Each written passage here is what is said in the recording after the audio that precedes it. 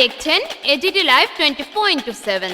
आप देख रहे हैं AGT live 24/7। You are watching AGT Live 24/7.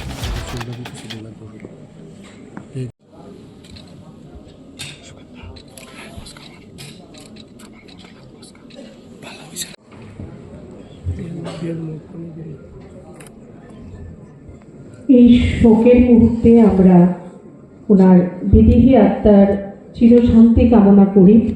করা হবে সভা যখন শেষ হবে আমরা প্রত্যেকে মঞ্চে এসে আমরা পরবর্তী সময় ওনার প্রতিকৃতি পুষ্পার্ঘ এত বন্ধুত্ব এত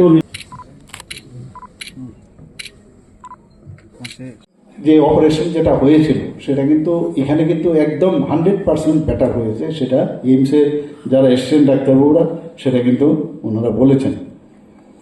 এবং আমরা এই যে 139 দিন থেকে 40 দিনে এটা পুরো 139 to 40 days জীবন যুদ্ধে উনি কিন্তু শেষ পর্যন্ত পরাজিত হলেন।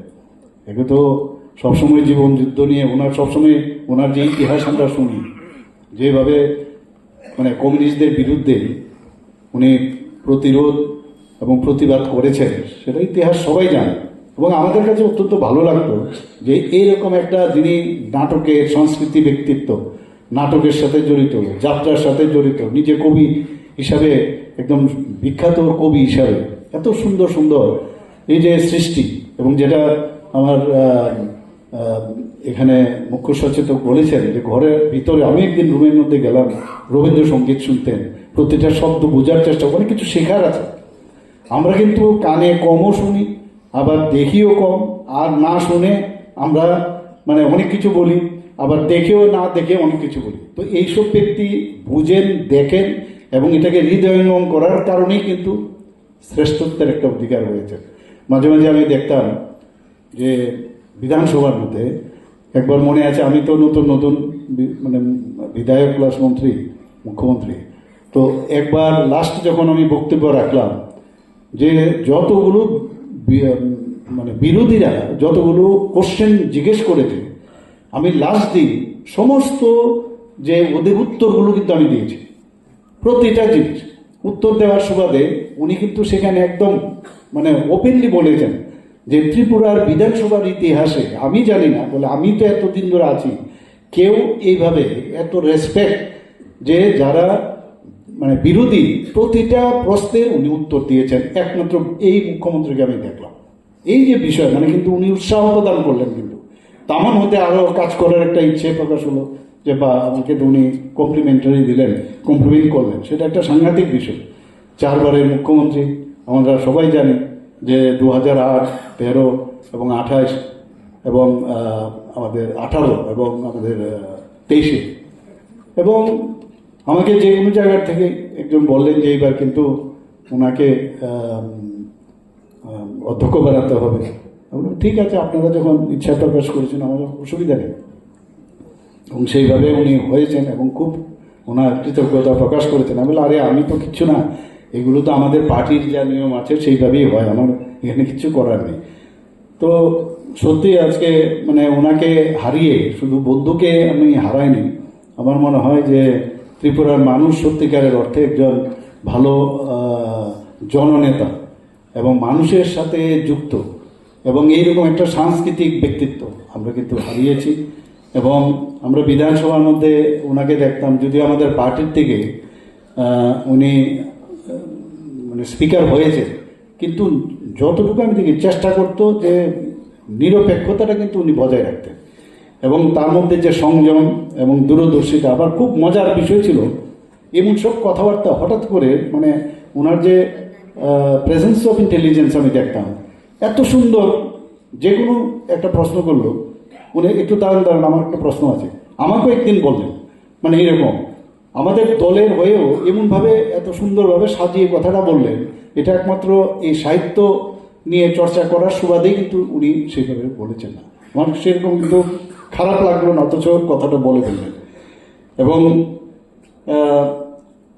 ওনার যে ছাত্র জীবন থেকেই আমি দেখেছি যে যখন কলেজের মধ্যে তো আমি খেলাধুলাতেই বেশি যুক্ত ছিলাম এবং ওনাকে দেখতাম যে রাজনীতির সাথে উনি যুক্ত ছিলেন, এনএসইউআইও করেছেন, সুবলবাবু তো বললেন ওর সাথে বিশ্বদা এবং আমরা একটা মানে ডাইরেক্টলি আর ইনডাইরেক্টলি হোক ওর সাথে কিন্তু একটা সবসময় একটা মানে পরিচয় আমার ছিলই।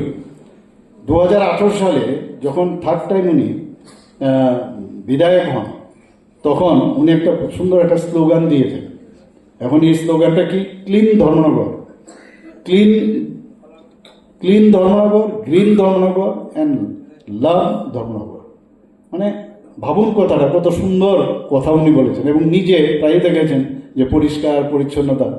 আমরা এখানে টিঙ্কুবাবু আছেন এবং সেখানে যখনই আমি আগরতলা থেকে ধর্মনগর যেতাম ও কিন্তু ঠিক হাজির থাকতো ট্রেনের সামনে এসে বলে ঠিক আছে, সব ঠিক আছে। আগে যখন হেলিকপ্টারে যেতাম সেখানেও, আর সবসময় একটা মানে প্রোঅ্যাক্টিভ থাকার যে বিষয়, মানে আমি যেটা ডিসিশন নিয়েছি দিস ইজ কারেক্ট, অন্যরা উল্টাপাল্টা কী করলে ফরগেটেবল যায়, এই যে একটা অফিস টাইপের যে একটা ব্যবহার সেটা কিন্তু শেখার আছে এখানে কিন্তু। এবং এটাও কিন্তু এক ধরনের যে লিডার বলতে যেটা বোঝায়, লিডার তো অনেকেই হয়, নেতা অনেকেই হয়, কিন্তু জননেতা হওয়ার যেসব কোয়ালিটি ওনার মধ্যে আমরা দেখেছি। মাত্র 71 বছর বয়সে উনি আরেক জায়গায় পাড়ি দিলেন। আমি বিশ্ববন্ধু সেনের যে প্রয়াণে আমি ঈশ্বরের কাছে ওনার বিদেহী আত্মার শান্তি মানে যাতে শান্তি হোক সেই আশা রাখছি এবং ওনার সুখ সন্তপ্ত পরিবারের এই যে ক্ষতি হয়ে গেল সেটা সহ্য করার জন্য শক্তি দেয় সেই আশা রেখে আমি আমার কথা বলা শেষ করছি। নমস্কার, জয় হিন্দ। 21-এ এমবিবি কলেজে আমি পড়াশোনা করতাম, তখন আমি সায়েন্স নিয়ে পড়তাম, ও আর্টস বা কমার্স এরকম কিছু একটা জায়গায় পড়তাম। প্রায় পরিচয় কথাবার্তা হতো। এর আগেও ধর্মনগরে যখনই আমি যেতাম বিভিন্ন কাজে, আমাদের ফ্যামিলিয়ার ওখানে বিজনেস আছে, তো যেতাম যখন মানে ওর সাথে একটা সবসময় একটা বার্তালাপ ছিল। জানতাম ওখানে ওদের একটা দোকান আছে, হোটেল আছে যেটা বলা হলো, তো মাঝে মাঝে ওর সাথে গিয়ে দেখাও হতো একবার, বাস এতটুকুই। কিন্তু 71-এ যখন আমি এমবি কলেজে পড়ি তখন সেই হোস্টেল 1 নম্বর হোস্টেলে পড়াশোনা করতাম এবং সেখানেও কিন্তু দাপুটে একজন ব্যক্তি ছিল সেখানে। এবং আমরা কি করি সাধারণ মানুষ, আমরা চাই, কারণ এই সমাজে প্রায় কিছু ব্যক্তি আছে যারা সাপোর্ট সিস্টেম হিসেবে কাজ করে, আর মানুষ, সাধারণ মানুষ, আমাদের মতো সাধারণ মানুষ এই সাপোর্ট সিস্টেমের জন্য কিন্তু খুঁজতে থাকে যে কার কাছে সাপোর্ট, কোন একটা বিপদ আপদ ইত্যাদি একটা ভালো জিনিস। সাপোর্ট সিস্টেমে একটা হচ্ছে যে ফিজিক্যাল সাপোর্ট, আরেকটা হচ্ছে জ্ঞানের সাপোর্ট, আবার অনেক সময় হচ্ছে মিশ্র সাপোর্ট। তো সব মিলিয়ে টিলিয়ে, আর তৎকালীন সময়ে 70-71 সনের যে অবস্থা ছিল, আমি জানি না এখানের অনেকের অভিজ্ঞতা, রতনদার তো আছেই, বলে উপায় নেই, রতনদাই ওনাকে নিয়ে এসছেন বলছিলেন এই পলিটিক্সে। তো ওই জায়গায় দাঁড়িয়ে আমরা চাই শান্তিতে থাকা, মানুষের মানে সাধারণ মানুষের যেটা যে আমরা শান্তিতে থাকি। তো অশান্তির থেকে বাঁচার জন্য ওই সময়ের যে অবস্থা ছিল, খুন সন্ত্রাস বোমাবাজি ইত্যাদি, কলেজে তো পড়াশোনার অবস্থাই ছিল। তো এর জন্য ও যখন মানে ওই 1 নম্বর হোস্টেলের নেতা হিসেবে কিন্তু সেখানে ছিল সে, তো এই কারণে একটু বন্ধুত্বও ছিল। তো সেই রকম পরবর্তী সময় আমরা সবাই জানি যে যখন আমাকে ওই পার্টিতে আমি যোগদান দিলাম, আর একটু এন্টি কমিউনিস্ট তো বরাবরই ছিলাম। এখানে দীপকবাবু আছেন, আমাদের রতনদা তো মাঝে মাঝে আমার চেম্বারে আসতো, তো অন্যান্য পেশেন্ট বন্ধ করে দিয়ে পেশেন্ট সব বাইরে ভর্তি, কিন্তু রতনদার সাথে বসে বিস্তর প্রায় 1 ঘন্টা কথাই বলি যে কী অবস্থা, হাল হকিকত কী। আর দীপকবাবুর সাথে আর সুবলের কথা তো বলে লাভই নেই। তো দীপকের সাথে মাঝে মাঝে স্কুটার দিয়ে দাঁড়িয়ে দেখলাম কী অবস্থা, কী চলছে, ওরাই তো আমাদের নেতা ছিল তখন। আমি জিজ্ঞেস করতাম কী অবস্থা, হাল হকিকত কী, কবে সিপিএমকে হঠাবো এইসব।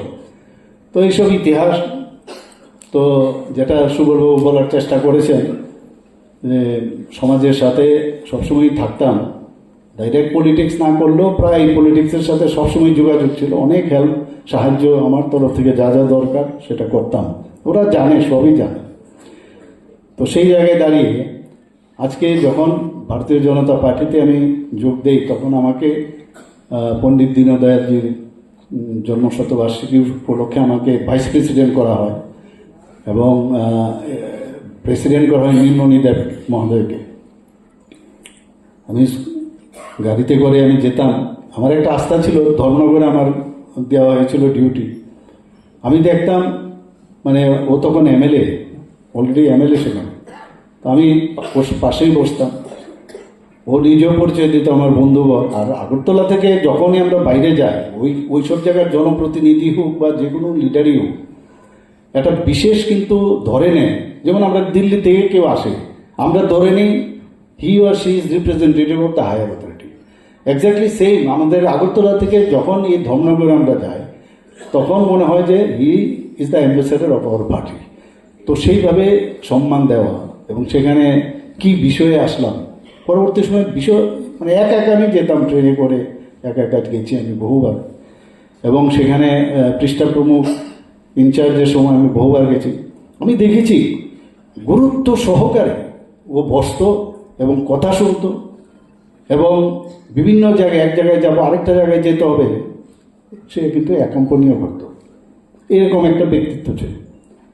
আর মানে পরবর্তী সময়ে যখন আমি মুখ্যমন্ত্রী হই, তখন তো সে তো অলরেডি উপমুখ্যমন্ত্রী ছিলই, পরবর্তী সময়ে অধ্যক্ষ হয়, এবং আগরতলায় যখনই আসে সবসময় বলে যে আমি কিন্তু তোমার সাথে দেখা করবো, একবার আমি তোমার সাথে দেখা করতে চাই। কী ব্যাপার? বলে চা খাবো, এক কাপ চা খাবো, অন্য কিছু না। তো এরকমভাবে প্রায়ই আসে, আমিও যতটুকু পারি সম্মান দেওয়ার। মাঝে মাঝে এখানে কল্যাণীদি বলেছেন যে মাঝে মাঝে অনেক খবরাখবর আসে যে এই হয়েছে সেই হয়েছে, আমি একটু ফোন করি ওকে, আরে কি এটা কি করছো না তুমি? বলে ওকে আর বলতে হবে না, আমি বুঝে গেছি। এই যে নিজে ফট করে নিয়ে যাওয়া, যে আর বেশি যাতে কথা না বলে, মানে এটা পয়েন্ট আউট করেছি, এর বেশি আর তর্ক না, কিচ্ছু না, বুঝে গেছি, না হবে না, এই যে বিষয়।